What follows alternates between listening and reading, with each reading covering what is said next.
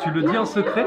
Alors Mathilde peut-être, elle pourra le dire. Mathilde, tu veux venir en secret à la caméra dire ton idée des roues? Dis-moi. En fait, il y a le bouchon et il y a le petit bouchon et tu le mets dedans, le petit bouchon.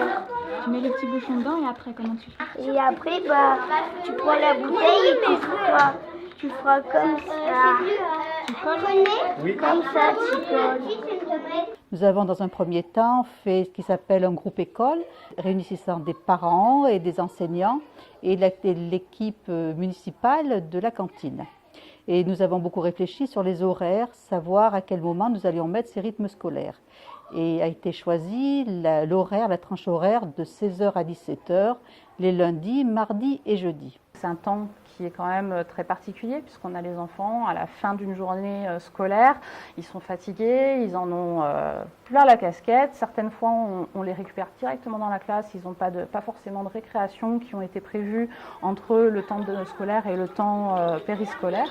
Et donc, la demande est particulièrement de faire des animations ludiques où les enfants vont pouvoir s'aérer, mais tout en étant l'objet des petits débrouillards, s'amuser avec les sciences. Donc s'amuser avec les sciences, ça reste quand même quelque chose de sérieux, mais est-ce qu'on est obligé d'être sérieux pour faire des choses sérieuses? Ça, j'en suis pas sûre. Deuxième décision, que mettre dans ces horaires? Et je me suis dit que ce serait intéressant pour les enfants d'avoir des activités de découverte. Donc on s'est mis d'accord sur le yoga avec un bénévole, les contes pour les petites classes, le sport qui me semblait nécessaire, les échecs et arts plastiques qui étaient déjà présents au niveau du centre de loisirs. Et puis les bénévoles ont un peu soufflé, au bout du premier trimestre c'était un peu difficile, donc au 1er janvier nous avions décidé d'avoir une autre activité et c'est comme ça qu'on s'est trouvé vers les petits débrouillards. Et c'est une activité qui fonctionne vraiment beaucoup au niveau de l'école parce que c'est une découverte ludique de la science. Sur la mairie de Malauza, nous avions comme objectif dans un premier temps de proposer ces activités gratuitement aux enfants. Il est certain que c'est un budget important pour une petite commune comme la nôtre. Alors au point de vue matériel, pas d'investissement très important, beaucoup d'investissements sur plan humain en fin de compte.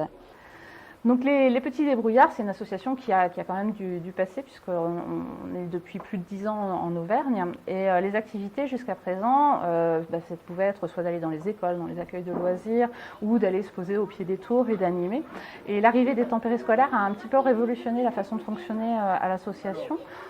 Puisque ça a créé de l'activité régulière avec des animateurs qui animent toutes les semaines et qui revoient les enfants régulièrement. Donc on a vraiment complètement changé de mode de fonctionnement, à savoir que ça a créé un gros volume d'activité, un gros besoin d'animateurs et on a mis en place des formations. Jusqu'à présent, on faisait 3 sessions de formation par an. Cette année, je crois qu'on en a fait 6 ou 7 pour pouvoir justement répondre à cette demande, puisque les communes sont venues vers nous avec une forte demande d'animation et de proposer des choses ludiques en fin de journée. Et donc on intervient directement dans les écoles, dans les classes. C'est souvent des activités qui sont plutôt ponctuelles, même si au cours de l'année, on peut revoir les enfants, c'est même le but. Et on essaie de construire idéalement des séances avec une progression pédagogique. C'est vrai que ces temps fragmentés de TAP doivent être préparés par l'animateur pour qu'il y ait un réel suivi et une réelle progression, comme je le disais. Sinon, ça peut être décousu. Donc c'est le sens qu'on essaye de donner. Ce qu'ils ont fait pendant ces temps d'activité périscolaire, quand on arrive à les accrocher, ça les passionne. Et puisque nous, on fait beaucoup de petites expériences ludiques, de bricolage, comme on a fait aujourd'hui par rapport à la construction de petits bolides qu'on essaiera de propulser par la suite. Et les enfants, souvent, se passionnent parce qu'ils font eux-mêmes, ils expérimentent des choses et c'est vraiment là tout l'intérêt de notre démarche. C'est-à-dire qu'on ne vient pas leur enseigner des contenus abstraits, mais vraiment on leur demande d'expérimenter et d'apprendre par eux-mêmes. On doit essayer de faire et on propose toutes les deux des choses, donc on voit si c'est bien ou pas, donc on fait des trucs d'équipe, donc c'est bien.